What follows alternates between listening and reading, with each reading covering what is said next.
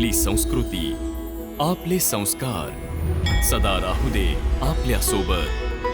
भारताच्या महान ग्रंथांचे आणि काव्यांचे संपूर्ण संकलन. सबस्क्राईब करा तिलक.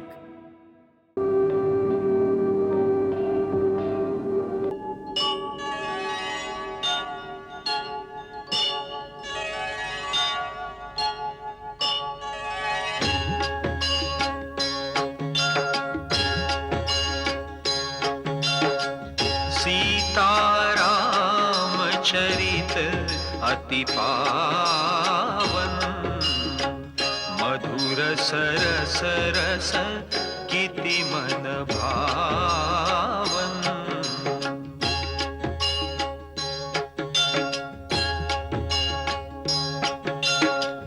युग युग गीत तयांचे गावे, प्रभु गुण गात मना सुख वावे.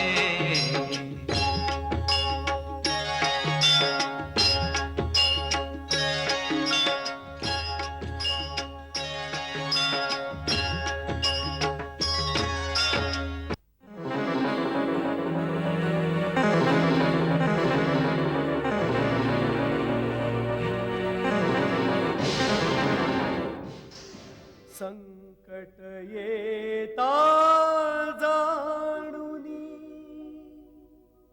भरत चालवे तीर. राम राम नाम घे हे राम गिरिसह हे राम भूमीवर हे राम हे राम राम राम हे राम हे राम राम हा तर कोणी रामभक्त दिसतोय. हे प्रभू, हे मी कोणाला मारलं? कोण आहात आपण? शुद्धीवर या, जागे व्हा. बोला, कोण आहात आपण? उठा.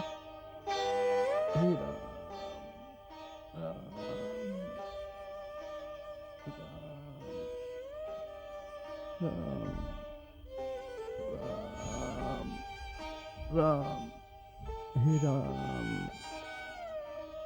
राम राम मूर्छेत सुद्धा रामनामाचा जप करणाऱ्या वीरा, हे राम आपण कोण आहात? राम राम कृपया डोळे उघडा राम आणि आपल्यासारख्या रामभक्तावर ज्याने बाण चालवला राम अशा माझ्यासारख्या पाप्याला दंड करावा अथवा क्षमा करावी. परंतु एक वेळ डोळे उघडा. आपल्याला श्रीरामांची शपथ आहे. जर मी मन, वचन आणि कर्मानं केवळ श्रीरामांच्या चरणकमलांवर प्रेम केलाय तर आपण ठीक होऊन उठून बसाल. उठा. आपल्याला श्रीरामांची शपथ आहे. ऐकुनी वचन उठे वीर हनुमान, उठे वीर हनुमान.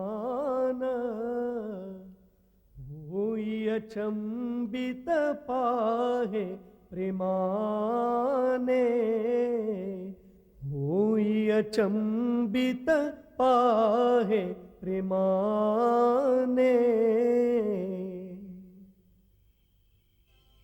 प्रेमे घेई उराशी पुलकित तनु लोचन सजल. हृदय भरे प्रेमाने, स्मरून प्रभु रघुराईला.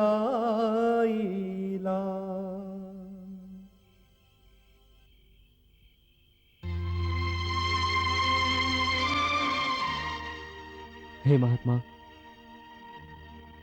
पूर्ण चौकशी केल्याशिवाय आपल्यावर बाण चालवला. त्यासाठी भरत आपल्याकडे क्षमायाचना करतोय. भरत होय, दशरथ पुत्र भरत. आपण बेशुद्धीतही रामनामाचा जप करत होतात. हे परमभक्त महात्मा, आपला परिचय देण्याची कृपा करावी. स्वामी, माझ्या परिचयाचं काय मोल? मी तर श्रीरामांचा एक तुच्छ सेवक आहे हनुमान. परिचय तर आपला मिळाल्याने मी कृतकृत्य झालो. आपल्या दर्शनाने माझे जीवन सफल झाले. माझे स्वामी श्रीराम दिवस रात्र ज्या भरताचे गुण गाताना नाही थकत, त्या देवता समान भरताला आपल्या डोळ्यांनी पाहू शकलो. माझे नेत्र धन्य झाले प्रभू. काय काय म्हणालात आपण?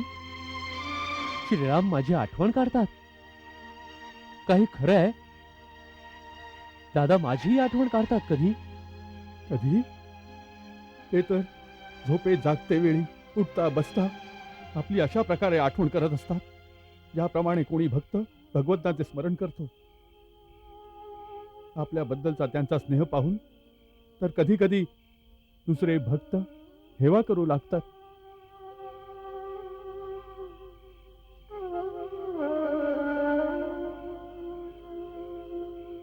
हे महात्मा, हे सांगून आपण माझ्या निष्प्राण प्राणांना परत चैतन्य दिलं. श्रीरामांच्या शिवाय फुलणारी पिकं सुकली होती, ज्यांना श्रीरामांच्या स्नेह जलानं परत हिरवगार केलं. आपण माझ्या दादाचा समाचार माझ्यापर्यंत दिलात, त्या उपकारासाठी मी आपला सदैव ऋणी राहीन. कृपया मला आणखी काही सांगा. माझा दादा यावेळी कुठे आहे? ते कसे आहेत? वहिनी कशी आहे? तो भाग्यवान लक्ष्मण ज्याला दादाच्या सेवेची संधी मिळाली आहे, तो माझा छोटा भाऊ कसा आहे? ते सर्व ठीक तर आहेत ना? बोला, सर्व ठीक तर आहेत ना?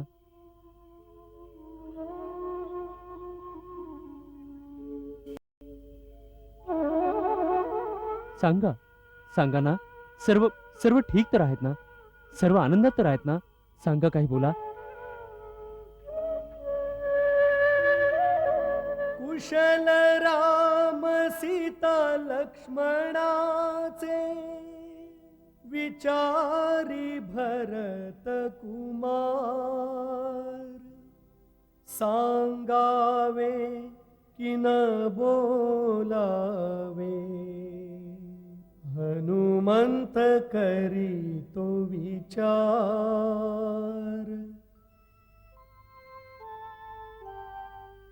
राम कथा संक्षिप्त रूपे सांगोनी, ऐकून होई अधीर भरत वीर कुमार. हळूहळू सारी कथा सांगे हनुमान.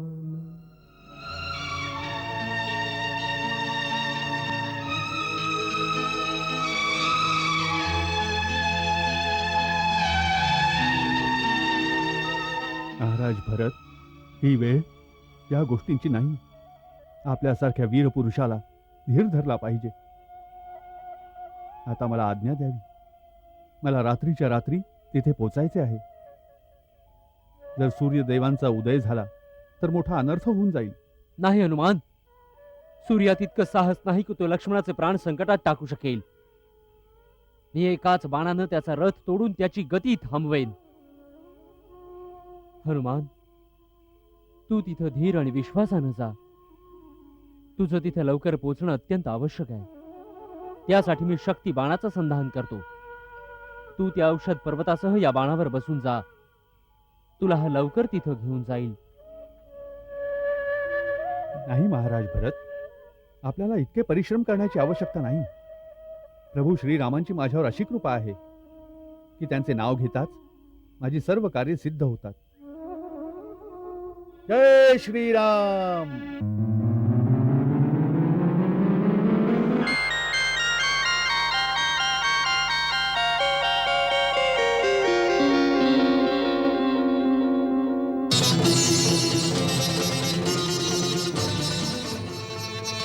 जय श्रीराम.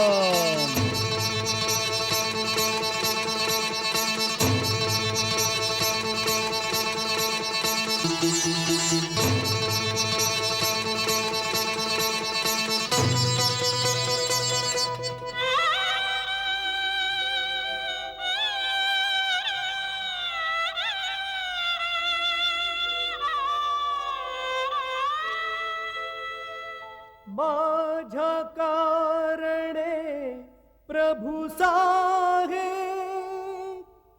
दारुण दुख अंताप साश्रु नयने भरत करी हा पश्चाताप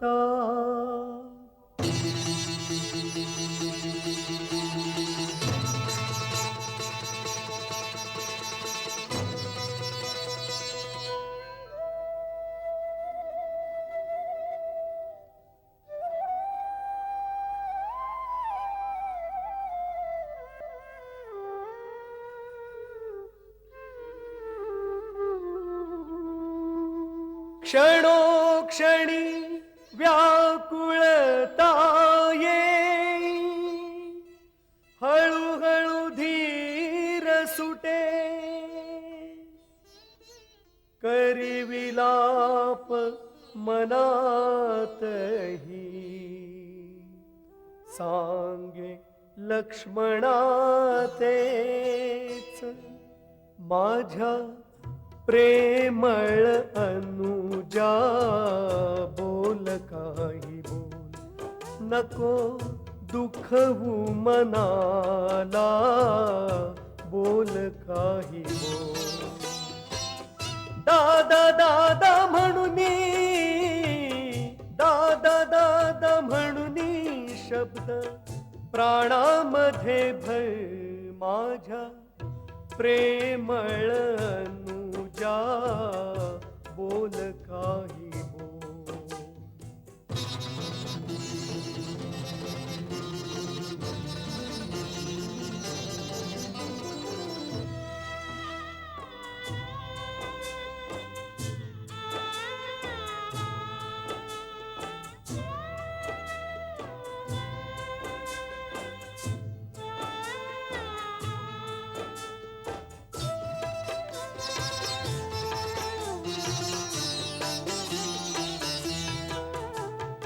ह्या धरतीवर पुन्हा न होईल असा भागी मजसा मी असताना बाण जिव्हारी तुझ्या लागला कैसा जाऊ नाशके तोडून ऐसा प्रेमाचा हा धागा प्राण त्याग मी करीन जर तू होशील आज न जागा जागा हो आता तू जागा हो आता तू भावा माझ्या संगे बोल माझ्या प्रेमळ अनुजा बोल काही बोल माझ्या प्रेमळ अनुजा बोल काही बोल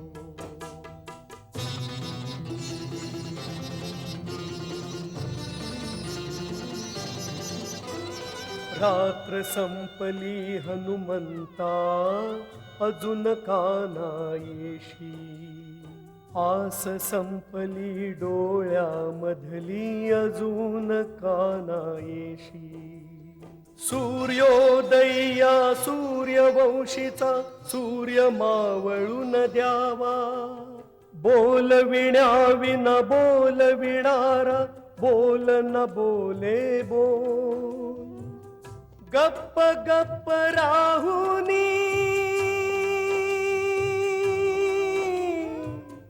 गप्प गप्प राहुनी माझा धीर नको तोडू माझ्या प्रेमळ अनुजा बोल काही बोल माझ्या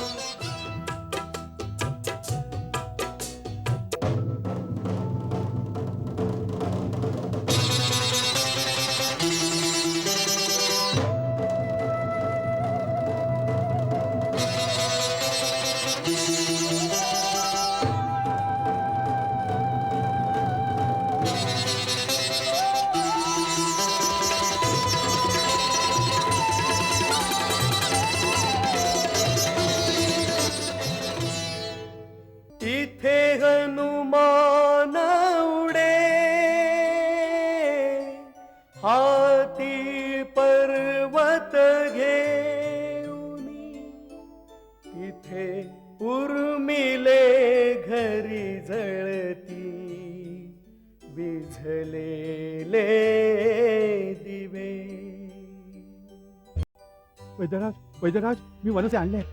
अरे महावीर, तू तर पूर्ण पर्वत उचलून आणलास. काय करणार वैद्यराज, मी आहे अडाणी. आयुर्वेदाचार्य तर नाही आहे जो औषधी वनस्पती ओळखू शकेल, म्हणून अख्खा पर्वत घेऊन आलो.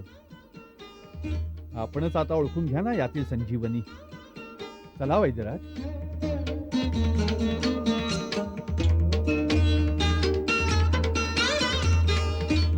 काय हीच आहे संजीवनी? होय, हीच आहे संजीवनी. थांबा, उतावळ्या होऊ नका कपिराज. आरोग्य देणाऱ्या औषधी निसर्गाचं वरदान असतात. त्यांना श्रद्धा भावानं ग्रहण केलं पाहिजे.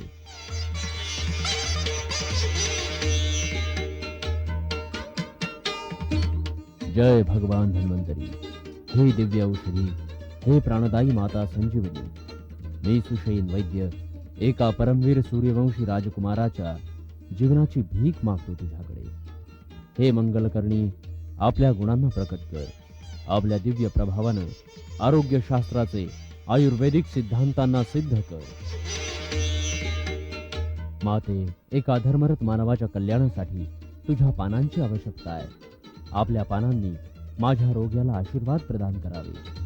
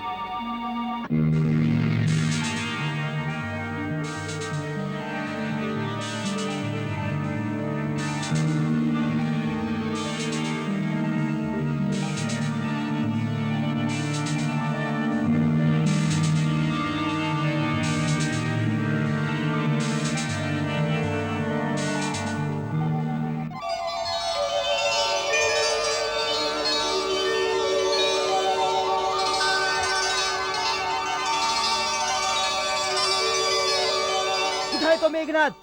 कुठे आहे तो मायावी? अरे, माझा धनुष्य आणि बाण कुठे गेले? कुठे आहे धनुष्य आणि बाण? बंधू, हे आहे तुझं धनुष्य आणि तू तू युद्धभूमीत नाही आहेस. दादा, आपण इथे? मी मी इथे कसा पोचलो? धीर धर सौमित्रा, खूप मोठं संकट आलं होतं. संकट?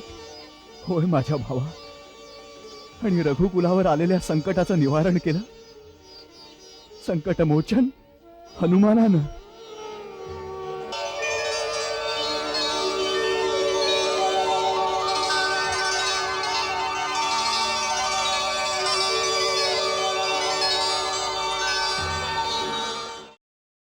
हनुमान, अजून थोडं काम बाकी आहे.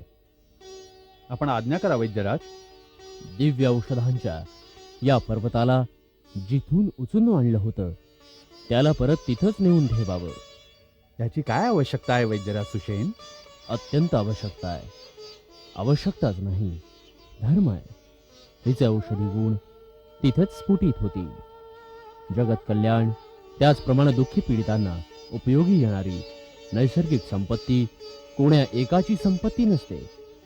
मानव कल्याणाच्या या आरोग्य नीतीला मानव कल्याणासाठी त्याच नैसर्गिक स्थानी फुलू फळू दे, जिथून ही सर्वांना प्राप्त होईल. हनुमान, तशी आज्ञा.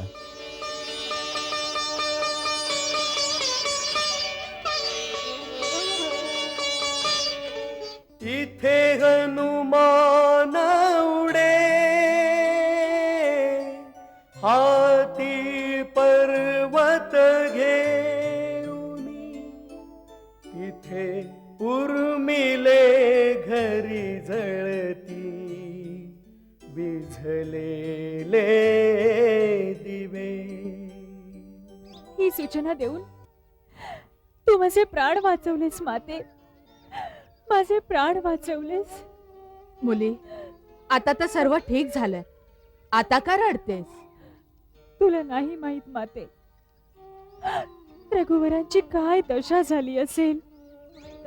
लक्ष्मण भाऊजींना काही झालं असतं तर त्यांच्याशिवाय त्यांच्यासाठी या दुनियेत राहण्याचा काही अर्थ नसता राहिला.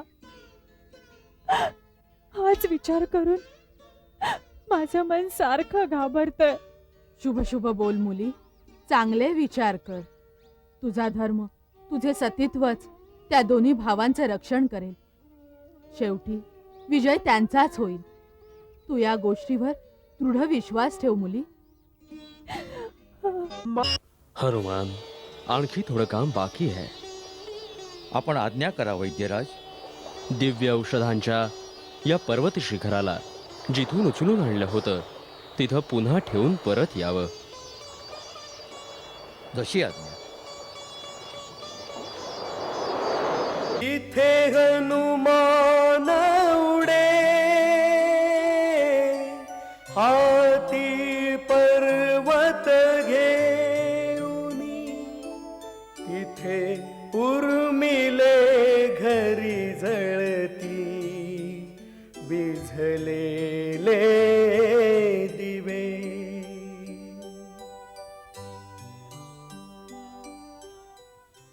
ही माहिती देऊन तू माझे प्राण वाचवलेस माते.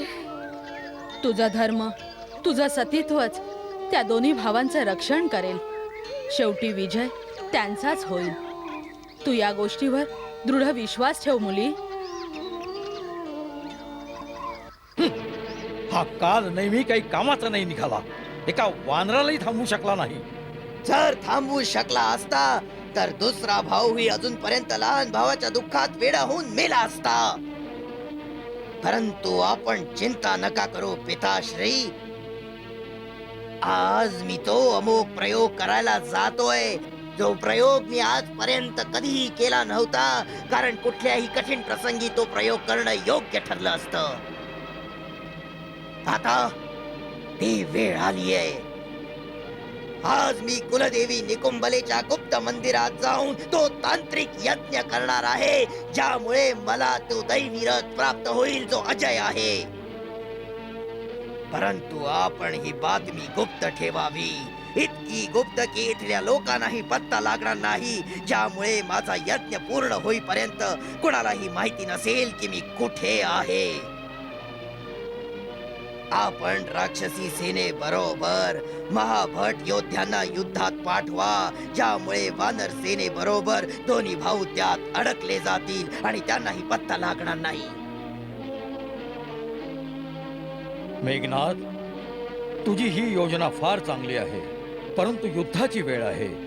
शत्रू आपल्या जमिनीवर आहे, म्हणून तुझ्या सुरक्षेसाठी थोडी सेना बरोबर ठेवली पाहिजे पुत्रा. आपण चिंता नका करू पिताश्री. माझ्या विश्वासातील योद्ध्यांचं एक दल मंदिराचं रक्षण करतील. मला आज्ञा द्यावी. मी माझ्या महालात न जाता सरळ तिथेच जातो. आज दुपारपर्यंत माझा यज्ञ संपूर्ण होईल. मी हुमातून प्राप्त झालेल्या दिव्य रथात बसून सरळ युद्धभूमीतच जाईन. आपण विश्वास ठेवावा पिताश्री. आजचा सूर्य त्या दोन्ही भावांच्या मृत्यू पश्चातच अस्त होईल. जा वत्सा, विजयी होऊन परत ये. विजयी भव.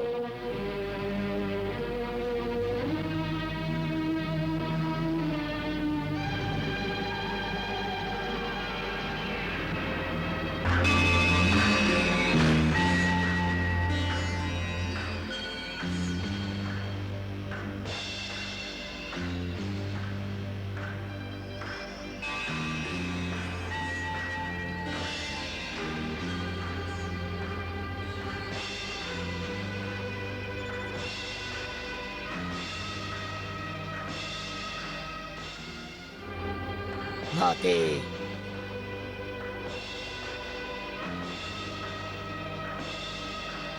जय माते, विजयाचा आशीर्वाद दे.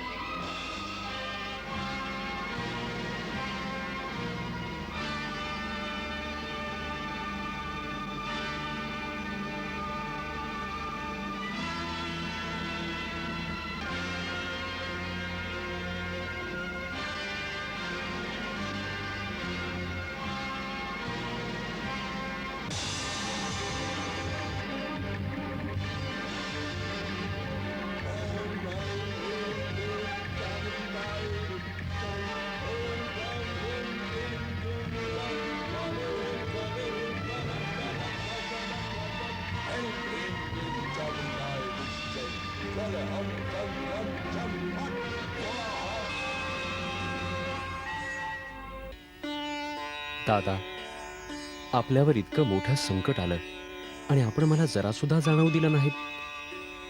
संकटाच्या यावेळी मला पूर्ण सेनेसह आपल्या मदतीस येण्याची परवानगी द्यावी, आज्ञा द्यावी दादा.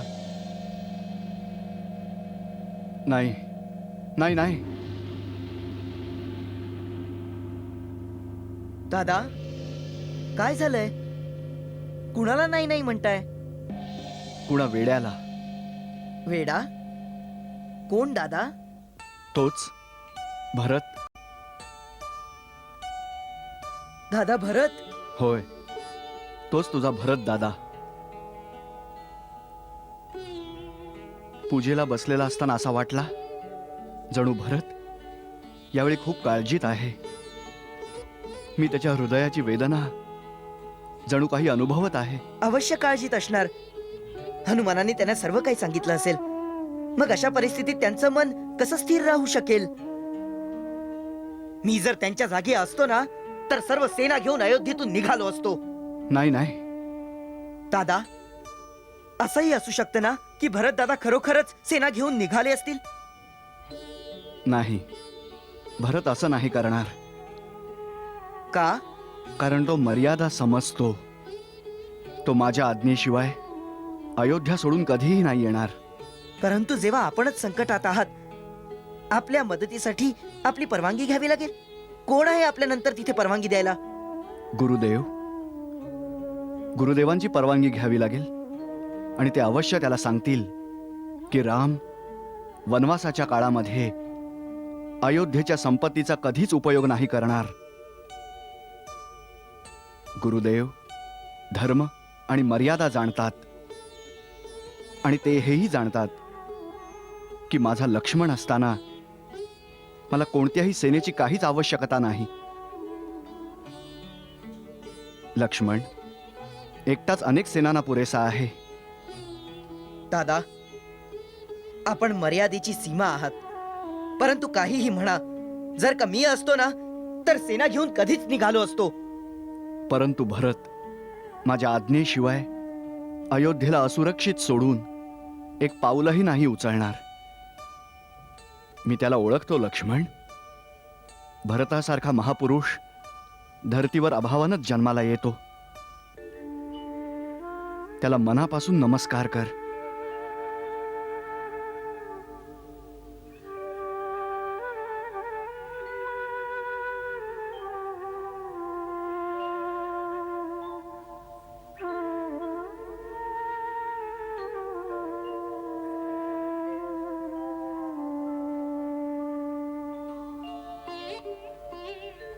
हे अयोध्येच्या पवित्र माते, मी माझ्या लहान भावांना तुझ्याजवळ सोडून आलो आहे. त्यांचं रक्षण कर. त्यांची चिंता दूर कर.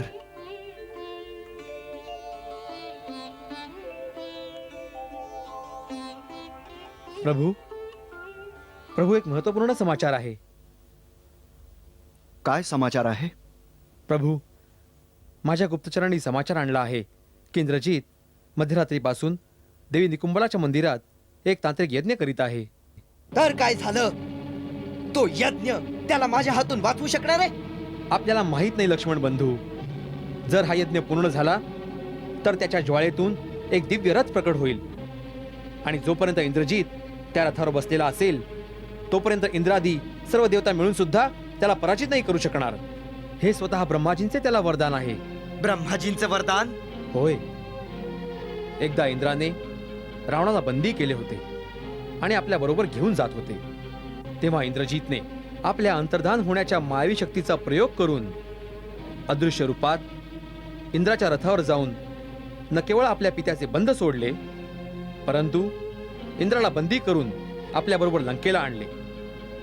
तेव्हा स्वर्गात सर्व व्यवस्था बिघडल्या कारणाने स्वतः ब्रह्माजी लंकेत प्रगट झाले आणि मेघनादला इंद्रजित नावाने अलंकृत केले.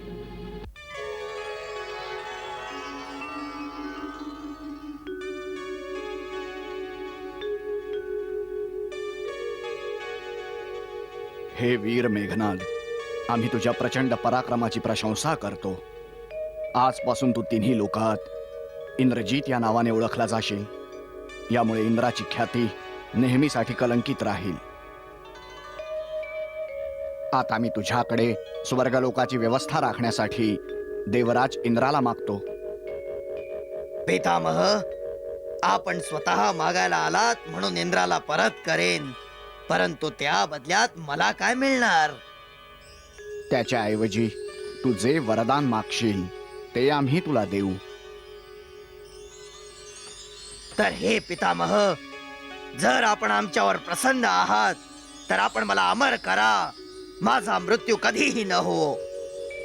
हे असंभव आहे इंद्रजित, कारण हे तर निसर्गाच्या व्यवस्थेला प्रतिकूल आहे. अरे मानवच काय, देवताही अमरत्व प्राप्त नाही करू शकत. हो, मी तुला असा वर देतो की जेव्हा तू स्वतःच्या कुलदेवी निकुंबलाचा तांत्रिक यज्ञ करशील तेव्हा त्याच्या होम अग्नीतून एक दिव्य रथ प्रकट होईल, ज्याचे घोडे मनाच्या गतीनं चालतील, आणि तुला ब्रह्मश्री नावाचं अस्त्रही प्राप्त होईल. तू जेव्हा त्या रथावर आरूढ असशील तेव्हा तुला ना कोणी पराभूत करेल ना कोणी मारेल. आमचं हे वरदान स्वीकार कर वत्सा. मला मान्य आहे. हे इंद्रजित, निकुंबलाच्या ठिकाणी पोचण्याआधी आणि हवन संबंधी कार्य पूर्ण करण्या अगोदर जो शत्रू मारण्यासाठी आक्रमण करेल त्याच्याच हातून तुझा वध होईल, हेही तू लक्षात ठेव.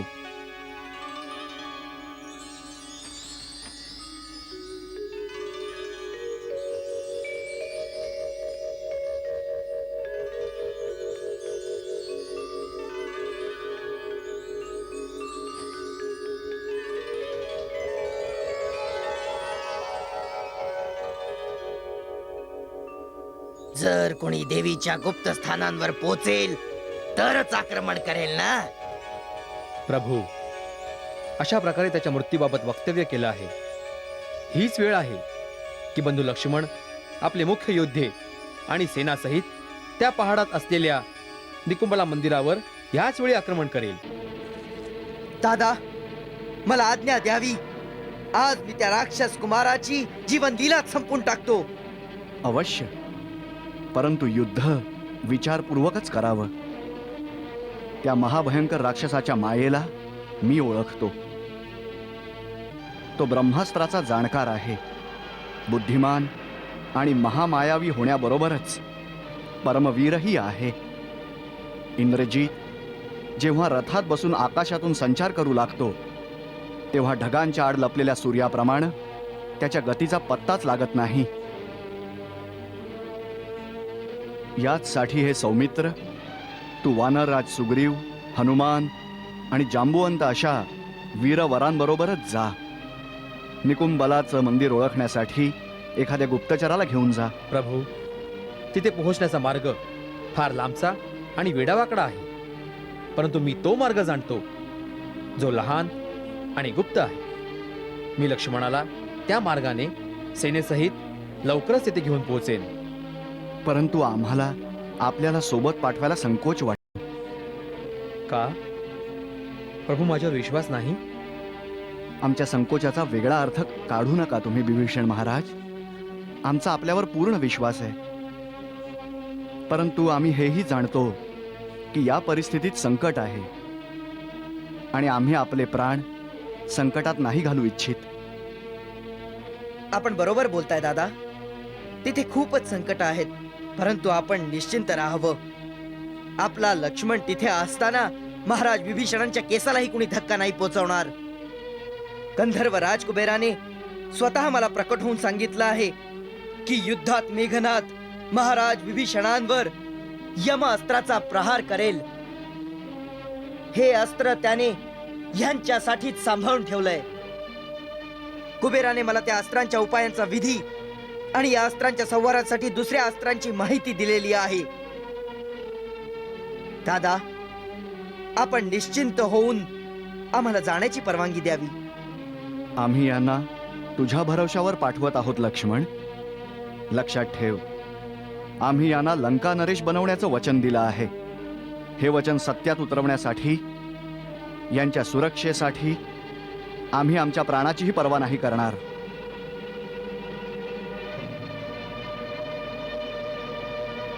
दादा, मी आपल्या चरणांची शपथ घेऊन सांगतो की जर मी आज मेघनाथाचा वध केला नाही तर माझं तोंड कधीही दाखवणार नाही. जर मी आज वचन जागले नाही, मी रघुवीरांचा सेवक नाही. ज्याला भोलेनाथांची साथ, त्या रघुरायाला शतशा प्रणाम. विजयी हो.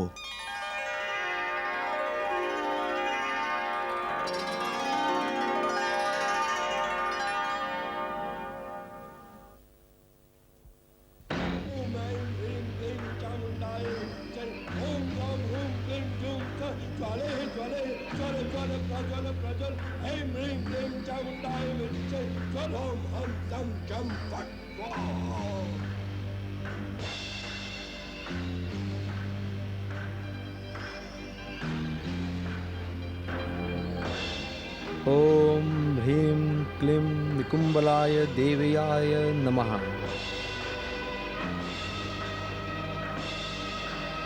सुमित्रानंदन, ते पहा, त्या गुहेमध्ये आमच्या निकुंबला देवीचे मंदिर आहे.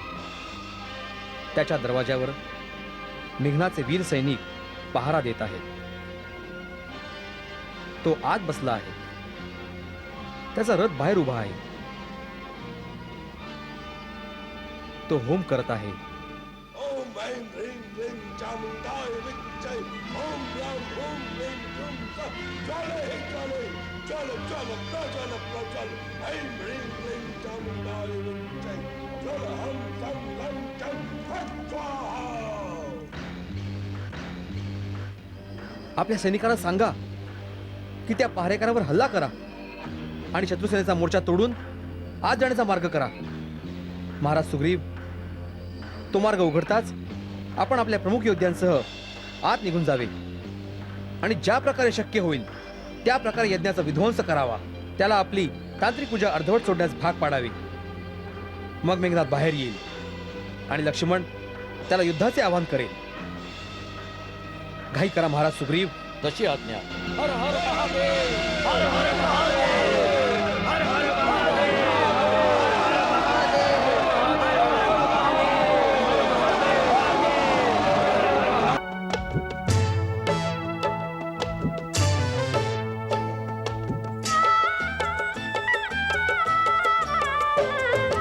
बाहेर लढत राक्षस वानर आत होताचे मंत्रोच्चार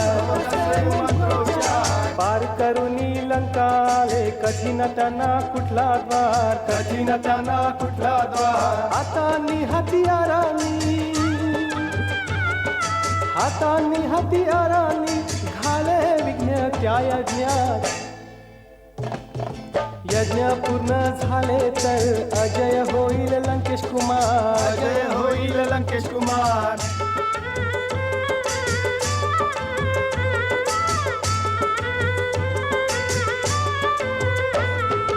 यज्ञाची ज्वाला शमत पावन यज्ञ शुद्ध करे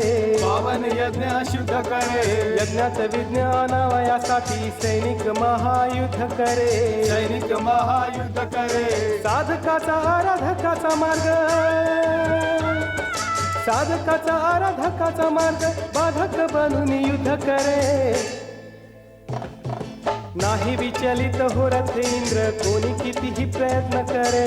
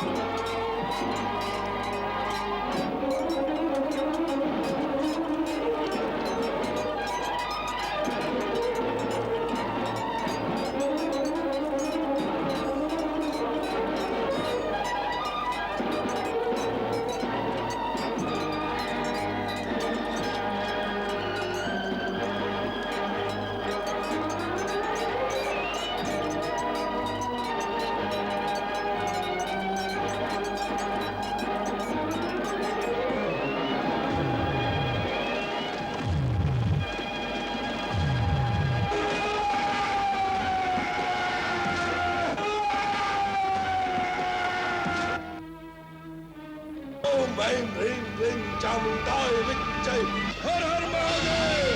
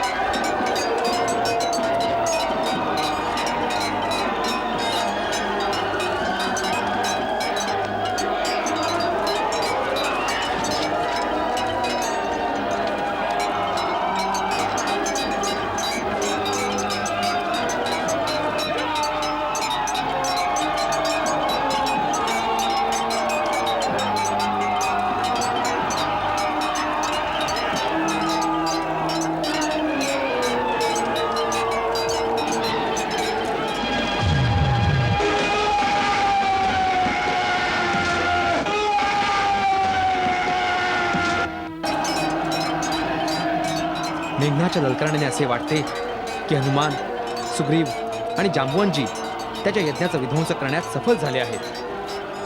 आता मेघनाथ बाहेर येईल आणि आपल्या रथावर बसून त्या वटवृक्षाकडे जाईल. वटवृक्षाच्या दिशेला? होय, आपण माझ्या बरोबर यावे. आपल्याला त्याच्या आधी तेथे गेले पाहिजे.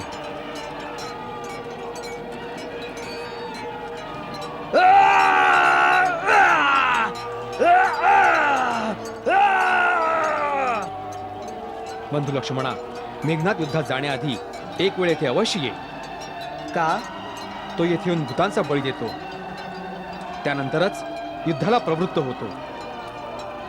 ह्याच तांत्रिक कर्माच्या प्रभावाने तो संग्रामभूमीत आपल्या शत्रूवर विजय मिळवून त्यांना बंदी बनवतो. आज त्याला हे कर्मही पूर्ण करू देऊ नकोस. तो आल्यावरच त्याला युद्धासाठी ललकारून आपल्या तेजस्वी बाणांनी त्या महाबळी राक्षसाचा संहार करावा. तो येतच असेल.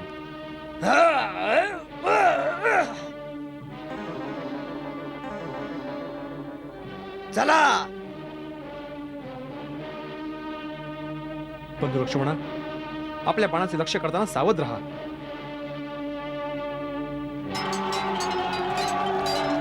थांबव.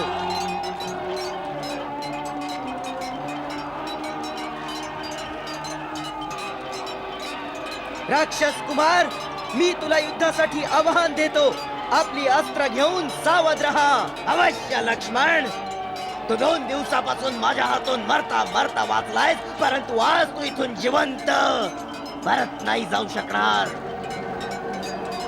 मी तुझ्याशी अवश्य युद्ध करीन, परंतु त्याआधी मला माझ्या देशद्रोही कुलद्रोही काकाला प्रणाम करू देत.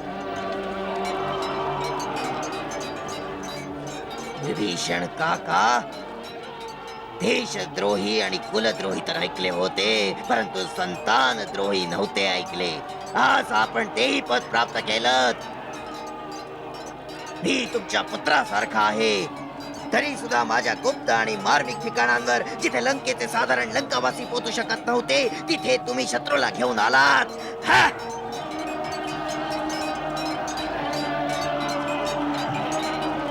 माझ्याशी असा द्रोह केल्यामुळे आज तुम्ही संतानद्रोही म्हणवण्याच्या अधिकारासही पात्र झालात. अरे हे राक्षस राजकुमार, तुझाही जन्म याच मातीत झाला. तू या देशाच्या राजाचा सख्खा भाऊ, तरी सुद्धा तुला ना आपल्या कुटुंबाबद्दल आपलेपणा, ना आपल्या आप्तजनांबद्दल प्रेम, आणि नाही आपल्या जातीबद्दल अभिमान राहिला आहे. अरे घाबरटा, स्वजनांचा परित्याग करून दुसऱ्यांची विचारसरणी स्वीकारली आहेस तू. आपल्या कुळाची मर्यादा, देशाची मर्यादा नाहीशी करणाऱ्या द्रोह्या, धिक्कार आहे तुझा. मेघनाद, तू स्वतः कधीही मोठ्याचा सन्मान करण्यास नाही शिकलास आणि दुसऱ्यांना मर्यादेचे धडे शिकवायला निघाला आहेस. मूर्खा, मी जे केले आहे ते आपल्या देशातील जनतेच्या भल्यासाठीच केले आहे. तू आणि तुझे वडील सर्वांना अधर्माच्या नौकेवर बसवून असहाय्य स्थितीत बुडवायला निघाला आहात, परंतु मी आपल्या देशवासियांना धर्माच्या मार्गावर आणून तुमच्या पापापासून त्याचे रक्षण करू इच्छितो. अधर्मी, अन्यायी, क्रूर आणि अत्याचारी राजाचा त्याग करणाऱ्याला देशद्रोही नाही म्हणत. जो धर्मापासून भ्रष्ट झालेला आहे, ज्याने पाप करण्याचा दृढ निश्चय केलेला आहे, अशा व्यक्तीचा त्याग करण्याने मनुष्य त्या प्रकारे सुखी होतो जसे हातावर बसलेला विषारी सापाला टाकल्यावरती प्राणी निर्भय होतो. जो दुसऱ्याचे धन लुटतो, जो परक्या स्त्रीवर हात टाकतो, त्या दुरात्म्याला जळणाऱ्या घराला सोडण्यासारखे सांगितले आहे. परस्यो हरणे युक्तम परदारा विवर्षकम त्याज्य महादुरात्मनम वैशम पजतम यथा. तुझ्या वडिलांच्या याच पापामुळे आता ही लंकापुरी नाही राहणार, तूही नाही राहणार आणि तुझे वडीलही नाही राहणार. त्या अगोदर तूच राहणार नाहीस. तू लंकेवर कलंक आहेस. लंकेच्या पवित्र धर्तीवर जगण्याचा तुला काही अधिकार नाही. म्हणून मी तुला तिथे पाठवतो जिथे यमराज तुला दंडाची शिक्षा देईल.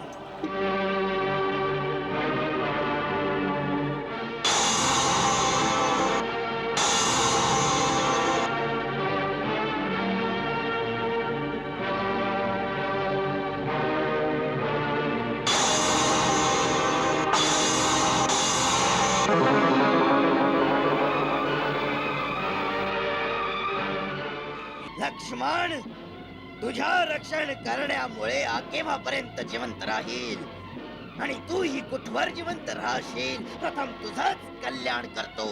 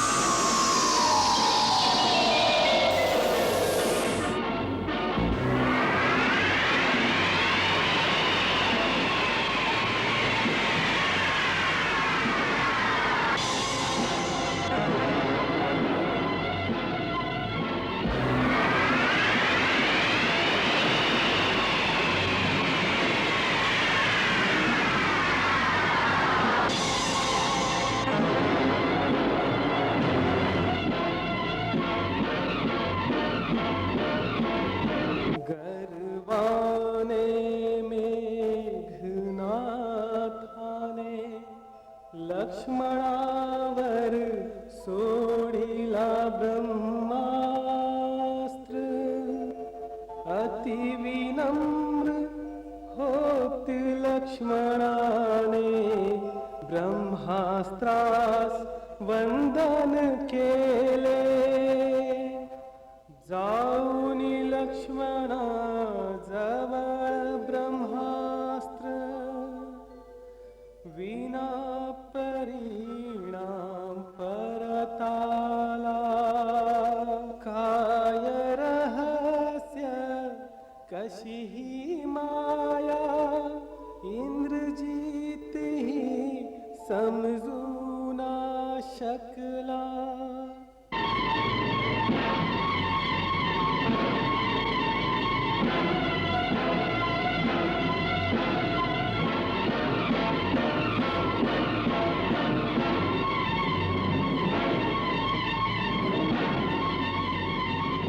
पाशपाथ प्रयास लावनी केला लक्ष्मणावर वार. पाशपाथवर वसती पशुपती प्रभू साक्षात. पाशपाथ ओझळ झाला विफळ झाला प्रयास. पशुपतीनाथही अबोल झाले. ज्यावर होता विश्वास होई नारायण अस्त्राने दुष्टांचा सर्वनाश. शेषनागावर करील कसा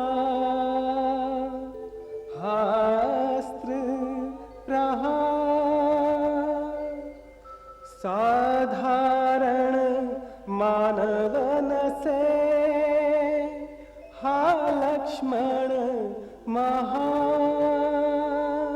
ओळख लक्ष्मणाच्या शक्तीला असफल होई सर्व काम.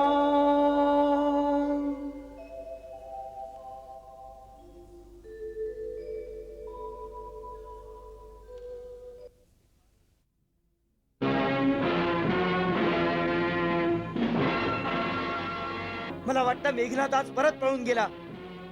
नाही लक्ष्मणा, त्याचा काही भरोसा नाही. काय माहित काय चाल खेळतोय. तू सावध राहा.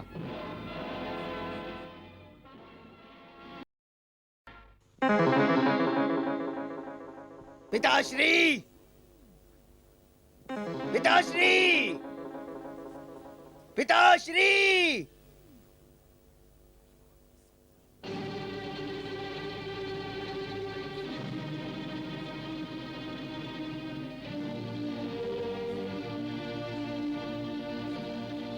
इंद्रजीत, तुझ्या लवकर येण्यानं आम्हाला समजलं की तुझा यज्ञ पुरा नाही झाला. त्यात ही अडचण आली आहे. यज्ञाचा अडसर आपलाच अनुज भ्राता कुलद्रोही विभीषण निघाला, जो शत्रूला गुप्त स्थानावर घेऊन आला आणि यज्ञाचा विध्वंस केला. बिभीषण, बिभीषण, तरी सुद्धा त्या नीच देशद्रोहाला जिवंत सोडलास. पिताश्री, मी त्याच्यासाठी इतके दिवस यमअस्त्र शिल्लक ठेवलं होतं. आज मी तेच यमअस्त्र त्याच्यावर सोडलं, परंतु लक्ष्मणाने त्यावर अशी शक्ती चालवली की ज्यामुळे माझ्या अस्त्राला वाटेतच तेजहीन केलं. त्याचा इलाजही बिभीषणाने सांगितला असणार. नाही, यावरील इलाज धर्तीवर देवतांशिवाय कोणालाही माहित नाही.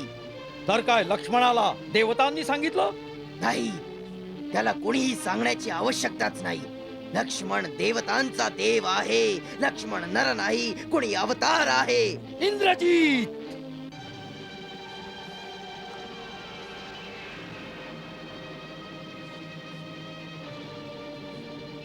इंद्रजीत, ही भाषा तू बोलतो आहेस का? लक्ष्मणानं तुझ्यावर काही संमोहन अस्त्र सोडून तुझ्या बुद्धीला भ्रमात टाकला आहे का? लक्ष्मणाच्या बाणांनी पीडित होऊन तू युद्धातून पळून आला आहेस? पिताश्री,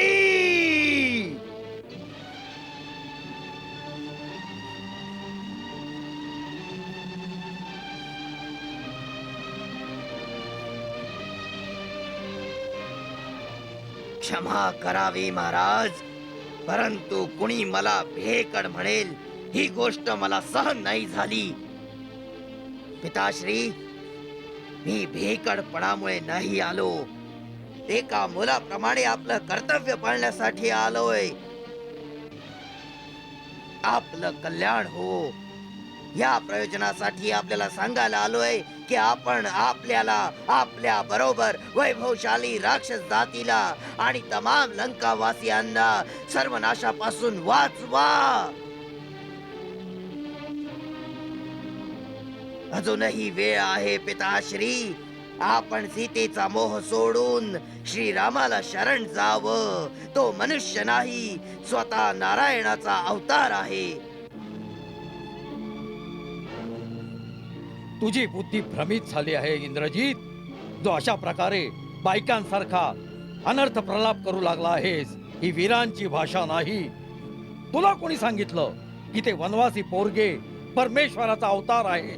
माझ्या अनुभवाने आज मी लक्ष्मणावर त्या तिन्ही अस्त्रांचा प्रयोग केला जी अमोघ आहेत. त्यांच्या शक्तीपेक्षा तिन्ही लोकात कोणतंही अस्त्र नाही ज्यांच्यावर कुठलाही तोड नाही. पहिल्यांदा मी ब्रह्मास्त्र चालवलं, परंतु लक्ष्मणाचा वध करण्याचा इन्कार करून निस्तेज होऊन ते परत आलं. कारण की एकदा लक्ष्मण माझ्यावर ब्रह्मास्त्र चालवणार होता, परंतु रामाने त्याला नीती विरुद्ध सांगून थांबवलं होतं.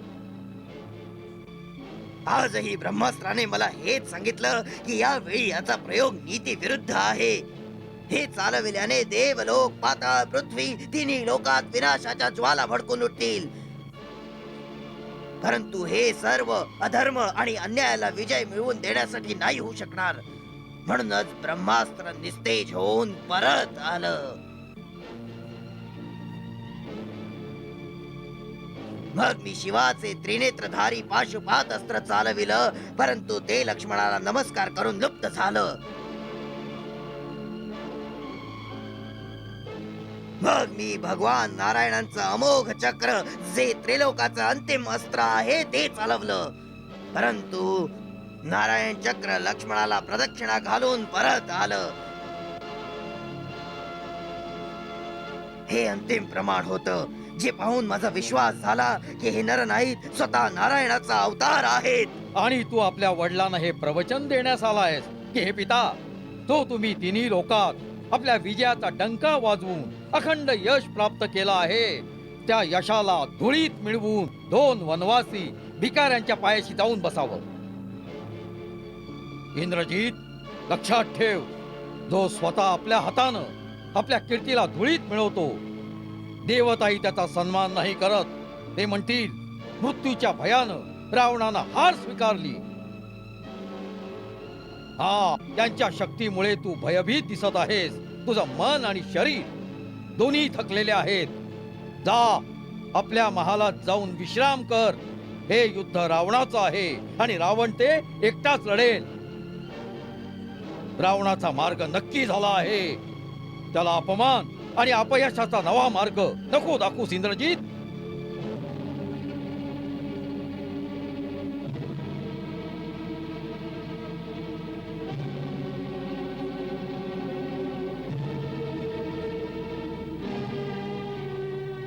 क्षमा करा पिताश्री, मी आपल्या अपमानासाठी नाही, केवळ आपल्या कल्याणासाठी ही गोष्ट सांगायला आलोय.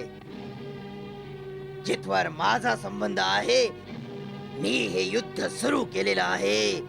आता इथून पळून भगवंतांना शरण जाण्यानेही मला यशच मिळेल. यासाठी मी एका वीराप्रमाणे भगवंतांच्या हाताने मरायला जाईन.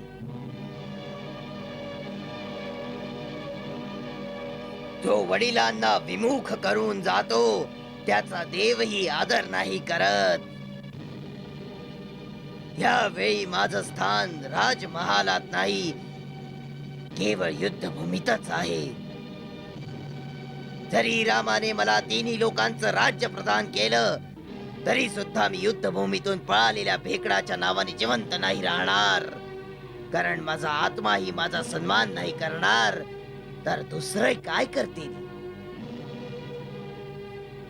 मला आशीर्वाद द्यावा की जरी माझा मृत्यू ही लीला असेल, तरी मी वीराप्रमाणे आपल्या ऐटीत अशा प्रकारे मरेन की रामही माझ्या वीरतेची प्रशंसा करत नतमस्तक होऊन जातील.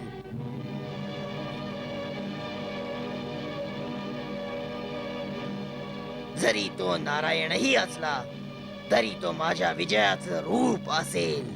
तुझा विजय हो इंद्रजीत.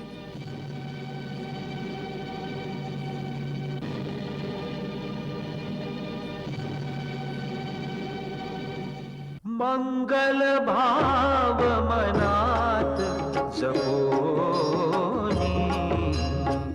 दशरथ राज आनंदे मनोमानी.